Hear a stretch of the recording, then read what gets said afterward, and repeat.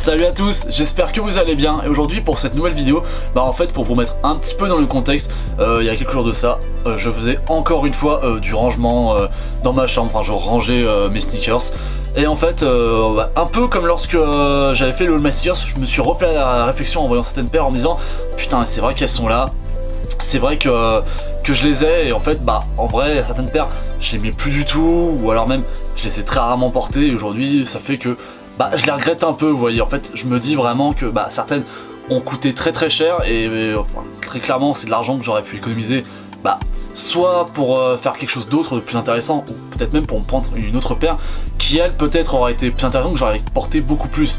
Donc il y a déjà ce premier cas de figure là et le second cas c'est que des fois c'est des paires qui n'ont pas coûté cher, enfin qui m'ont pas coûté très cher et en fait clairement je les ai achetés, c'était sur un coup de tête, je me suis dit c'est pas cher, allez j'achète. Mais bon clairement voilà, je regrette d'avoir acheté aujourd'hui ces paires là et donc je me suis dit que j'allais vous faire une petite vidéo où je vous les présentais. Il y a certaines que je mettrai probablement sur mon Vinted à la suite de la sortie de cette vidéo, donc si jamais vous voyez des paires qui vous intéressent, allez voir mon Vinted. Donc comme pour tout ce qui est mes réseaux Vinted, vous avez le lien dans ma description.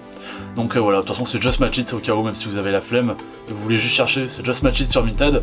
Donc voilà, donc pour cette vidéo là on a 6 paires que je vais vous présenter, donc on lance le générique et c'est parti.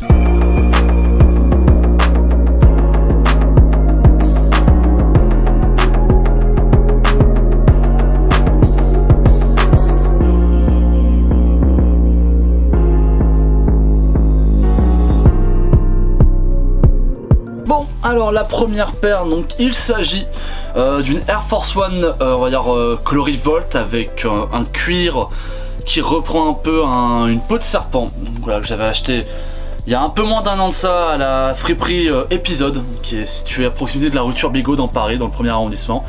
Et en fait, cette paire là, je l'avais achetée pour 30 €. Et en fait, le problème, c'est que comme je vous l'avais déjà dit dans le All My Sneakers pour ceux qui l'avaient vu, en fait, je ne l'ai jamais porté. C'est pour vous dire.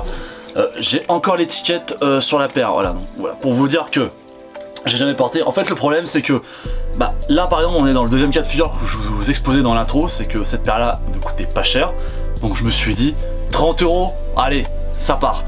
Et le problème en fait c'est que je m'étais dit avec les beaux jours, avec l'été, je vais la porter, voilà, je devrais réussir à faire une bonne tenue, mais le problème c'est que autant un jaune on va dire un peu canari ou un jaune on va dire plus basique, un peu plus pétant, j'ai pas de souci à le porter, j'arrive assez bien. Par contre, le jaune un peu style Volt, j'ai beaucoup plus de mal. Le problème c'est que moi clairement c'est pas une couleur que je porte, c'est pas une couleur que j'aime porter. Donc en fait je me suis vite rendu compte que si jamais je voulais porter cette paire, en termes de tenue je serais assez limité, ce serait soit faire du full black ou du full white, du tout en blanc. Et en fait moi très clairement vous savez que j'aime bien faire des matchs justement et en fait je vois pas l'intérêt avec cette paire de porter que du noir ou que du blanc en fait pour pouvoir porter convenablement la paire. Donc en fait je suis un peu déçu de l'avoir prise, puis ça et puis aussi le fait que je suis pas un très grand fan d'Air Force One mine de rien. En vrai j'ai acheté comme tout le monde à un moment donné la Air Force One blanche basique, j'avais eu la Air Force One Paranoise qui m'avait très déçu.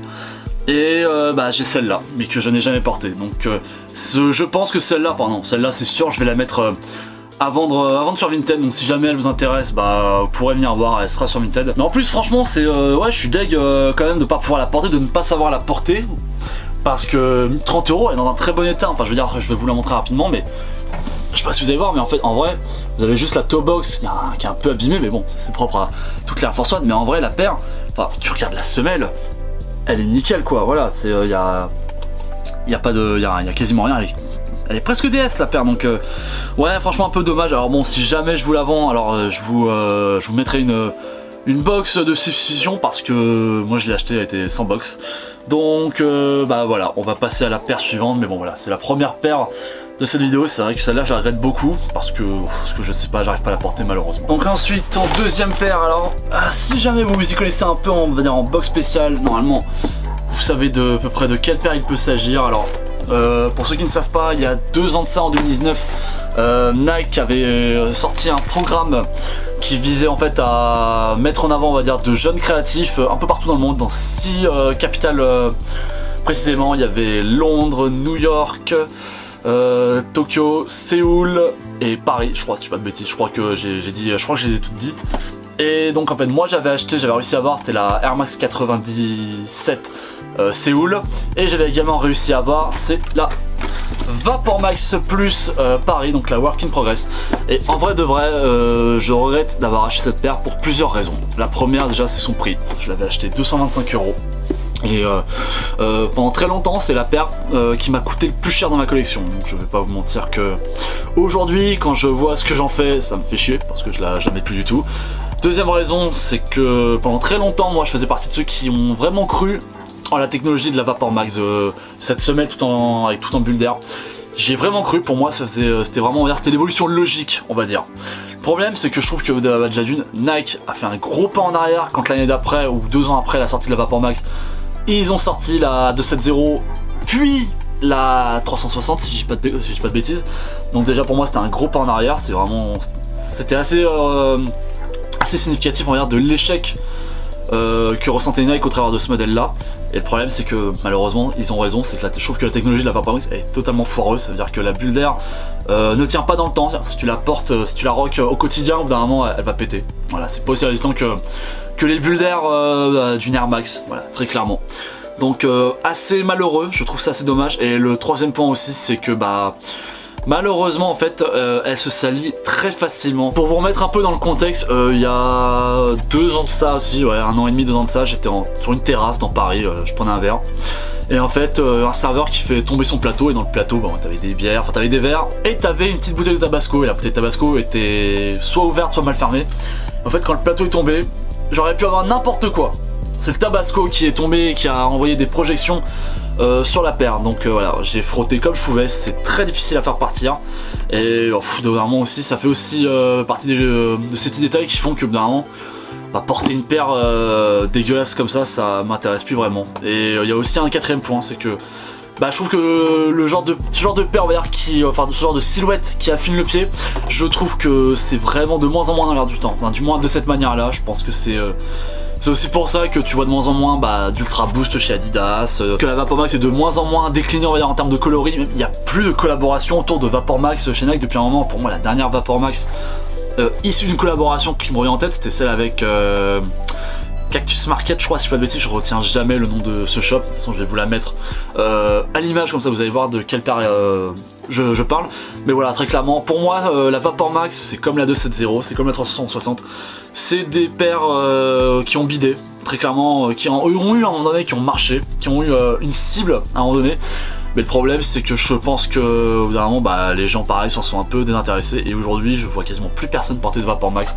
Et je pense qu'on n'est pas prêt de revoir de Vapor Max de sitôt, enfin du moins de nouveaux coloris ou de nouvelles collaborations qui vont marquer. Donc voilà. Alors ensuite, la troisième paire, donc comme vous pouvez voir, c'est une box Nike très basique. Alors cette paire là, je l'avais achetée, j'avais profité de soldes pour l'acheter. Donc c'est une paire qui déjà n'était pas très chère, qui avait déjà eu le droit à de très nombreuses promotions, et en plus avec les soldes, voilà, clairement je me suis dit là c'est vraiment pas cher, donc c'est peut-être le moment. Il s'agit d'une P6000 triple black, et alors vraiment cette paire là, je suis dégoûté.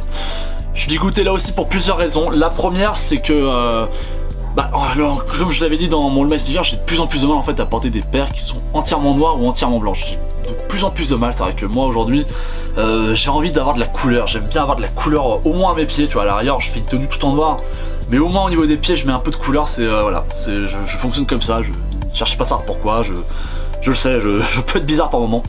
Donc déjà il y a ce premier aspect là, il y a le deuxième aspect aussi, c'est que alors d'accord, je l'ai payé que 55 €, je l'ai acheté sur End en promo, mais le problème c'est que les finitions, franchement c'est une horreur. Alors j'ai une théorie selon laquelle chez Nike, plus les paires sont pas chères, plus les finitions vont être dégueulasses, et le problème c'est que ça marche qu'à moitié, parce que si je vous sors une Monarch de ma collection, vous allez voir que c'est des paires qui coûtent 50 € de base, voilà, c'est sans promo.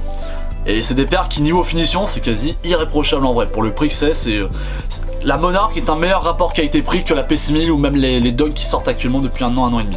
Donc vraiment, je trouve ça très dommage. Et également un autre problème, c'est que je trouve que la paire est pas si confortable que ça. Enfin, si je devais la comparer à la New Balance que Sébastien m'avait pris dans une vidéo qu'on avait fait précédemment il y a plusieurs mois de ça, c'était à l'occasion du Black Friday, vraiment une New Balance sur laquelle je suis bien dedans, je peux passer ma journée entière dedans. La P6000, j'ai dû la porter 2 ou 3 fois, Et franchement, niveau confort, c'est vraiment sans plus. Je suis pas convaincu. Alors je trouve ça dommage parce que vraiment c'est une silhouette qui me plaisait beaucoup quand elle était sortie. Je la trouvais super sympa.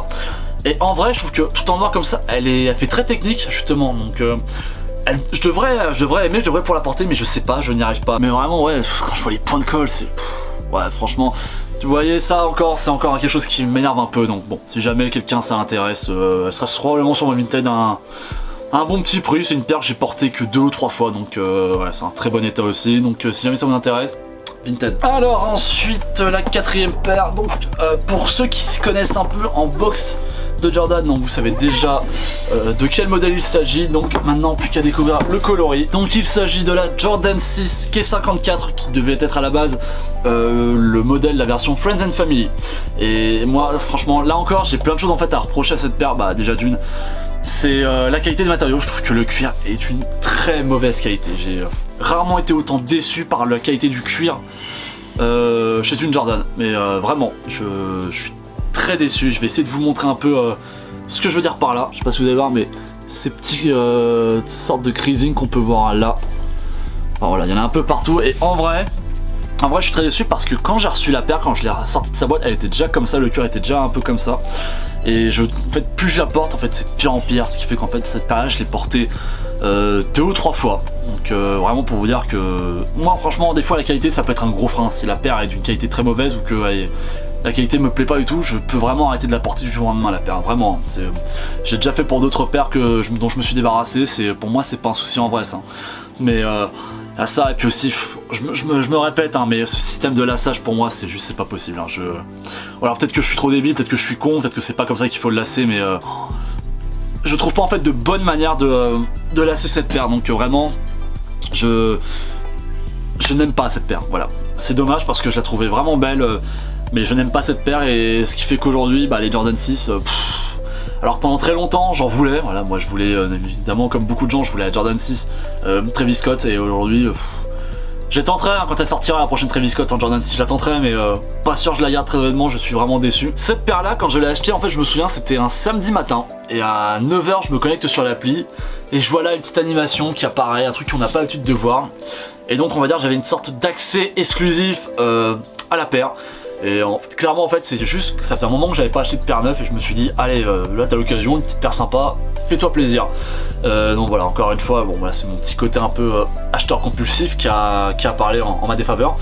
Mais vraiment j'aurais pas dû, voilà, enfin comme je vous l'ai dit, la qualité du cuir, le lassage, voilà, vous allez voir, vous voyez déjà un peu de yellowing, alors je l'ai porté que 3 fois hein, donc vraiment il y a aucune raison, enfin je trouve ça vraiment dommage. Donc voilà, très clairement cette paire vraiment déçu. Alors celle-là je sais même pas si je vais réussir à la vendre sur Vinted parce que je crois que j'ai perdu les Locklace qui étaient vendus avec, parce que je les retire tout le temps et je les trouve pas dans la boîte, donc je les ai peut-être perdus. Faudrait que je regarde dans le petit bordel que j'ai, voir si je les retrouverai pas, je sais pas, mais bon voilà.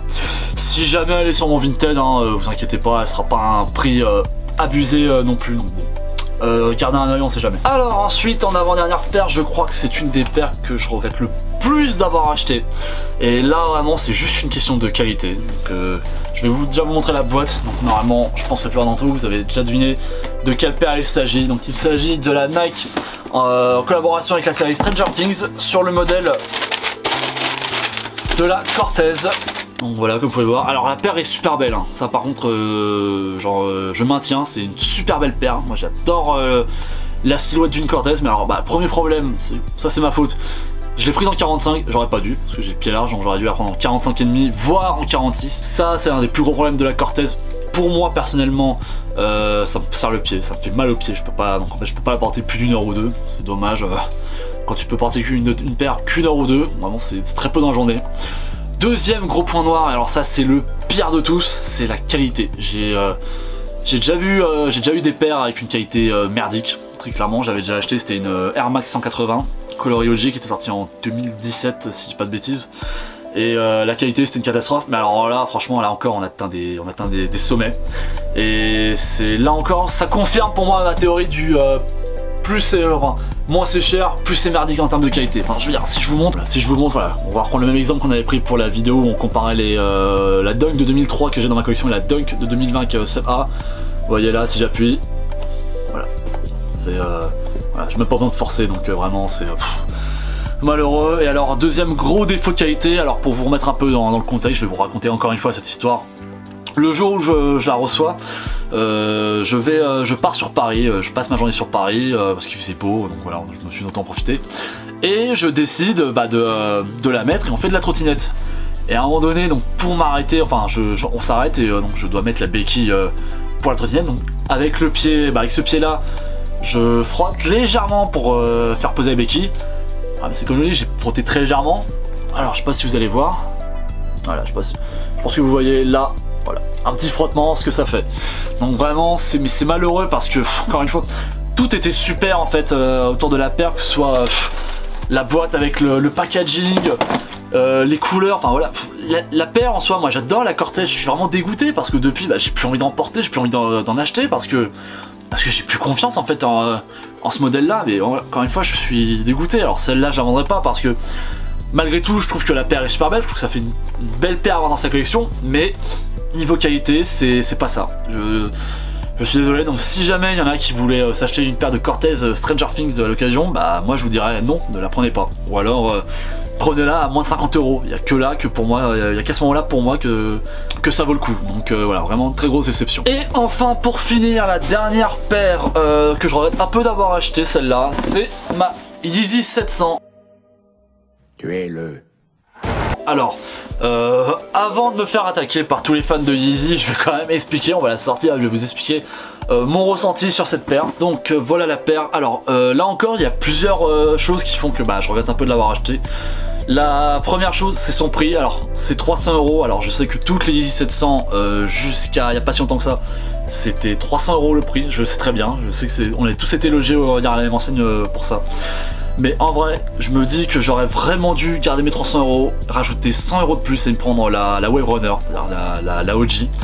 Parce que quand je vois la 700 que Seb a, qu'il a acheté peut-être un an avant que moi j'achète celle-là, quand je compare vers l'état, je compare la qualité des matériaux, ça n'a rien à voir. Alors, encore une fois je le répète, je sais que cette paire-là je l'ai portée pendant tout un été, je l'ai emmenée 2-3 fois en soirée.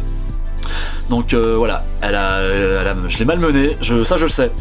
Mais quand je compare avec celle que Seb a, qu'il porte quasiment tout le temps depuis 3 ans, il a déjà emmené en soirée, donc il l'a quand même aussi un peu malmené. Pour moi, c'est clair que en termes de qualité à un moment donné, chez Yeezy autour de la 700, ils ont lâché le pied. Ils se sont dit on va moins se faire chier, on va moins s'appliquer. Pour moi, je vois que ça possible. Parce que en vrai, quand vous regardez la semelle, alors je vais essayer de vous montrer là encore. Voilà, je sais pas, vous allez voir là, sorte de creasing sur la semelle. En fait, ils sont tout le long. Il y a ça, pareil, il y a des endroits où la gomme de la midsole est râpée, donc elle se déchire un peu, donc vraiment ça je trouve ça abusé. Donc là voilà, clairement ça c'est l'exemple typique de ce que je vous disais en début de la vidéo, de la paire que j'ai acheté qui coûtait très cher et j'aurais pu faire autre chose avec cet argent. Comme je vous l'ai dit, j'aurais pu prendre une Wave Runner, j'aurais pu prendre n'importe quelle autre paire, j'avais jamais mis 300 € pour une paire dans ma collection. Et mine de rien, quand vous regardez les paires que j'ai aujourd'hui dans ma collection, il n'y a qu'une seule paire qui a coûté plus cher. C'est la Air Max 2000, c'est la paire préférée de ma collection. Et encore aujourd'hui, mettre 300 € dans une paire, moi j'ai un frein. Moi très clairement, 250 € en règle générale, pour moi c'est le max que je puisse mettre pour une paire de sneakers. Et c'est déjà énorme je trouve de mettre 250 € parfois dans des paires de sneakers, sachant que celle-là, j'ai pas besoin de faire de raffle, je l'ai acheté chez Shinzo des semaines après qu'elle soit sortie. Donc voilà, il y a ça. Et puis encore autre chose là, j'avais oublié. Toute cette partie là de la semelle un peu en effet comme sol, il y a des vous pouvez voir là, je sais pas si vous allez voir, voilà, les endroits où ça se décolle, enfin donc voilà, franchement je la regrette. Alors après il y a ça, il y a aussi le fait que je n'arrive plus à la porter, j'arrive plus du tout à la porter. C'est pour ça que en vrai la 700 Cream là qui sort, enfin qui sera je crois déjà sorti au moment où la vidéo sort, je vais pas l'essayer parce que je pense que aujourd'hui la seule Yeezy 700 que je pourrais porter, encore une fois c'est la OG. Et malheureusement je pense qu'elle est beaucoup trop en mauvais état pour que je puisse la mettre en vente sur Vinted et en tirer un minimum un bon prix. Parce que bon, je sais que je récupérerai jamais mes 300 €, mais bon voilà, dans l'état dans lequel elle est, je pense que même 150 € j'aurais du mal à les avoir pour cette paire là. Donc bon voilà, je la garde sous la main. Et puis bon, le jour où j'aurai besoin d'une paire un peu confort, parce que par contre j'enlève pas qu'elle est très confort, le jour où j'en aurai besoin, j'aurai besoin d'une paire conforme, bon bah voilà, je sais qu'elle sera là et voilà. Bon et bah voilà, c'est la fin de cette vidéo, donc j'espère que ça t'a plu. Donc comme d'habitude, je t'invite à liker, à commenter, à partager la vidéo pour donner de la force, à t'abonner à la chaîne YouTube parce que quand je regarde mes stats, je vois que vous êtes très nombreux à regarder, vous êtes pas aussi nombreux on va dire à vous abonner, donc bah c'est dommage en vrai, je trouve qu'il y a plein de bonnes choses sur la chaîne et puis il y a plein d'autres choses qui vont arriver ou qui arrivent sur la chaîne YouTube, donc suivez-moi. Et pareil, suivez-moi sur Instagram, donc pareil que sur la chaîne YouTube Just Match It. Suivez-moi, il y a plein de choses qui se passent sur Instagram, je suis très actif en ce moment, je poste quasiment tous les 2 jours quelque chose, enfin voilà. Très souvent j'ai recours aux gens qui me suivent, qui me follow sur Instagram pour des concepts de vidéos, par exemple pour les meilleures trouvailles des abonnés sur Vinted. Alors je vous l'annonce, ça arrive, ça devrait arriver la semaine prochaine, donc soyez prêts à m'envoyer vos trouvailles, vos meilleurs achats sur Vinted. De toute façon je referai une annonce sur mon Instagram, donc voilà. On se donne rendez-vous mercredi prochain, 7h30 pour une nouvelle vidéo. Allez, ciao.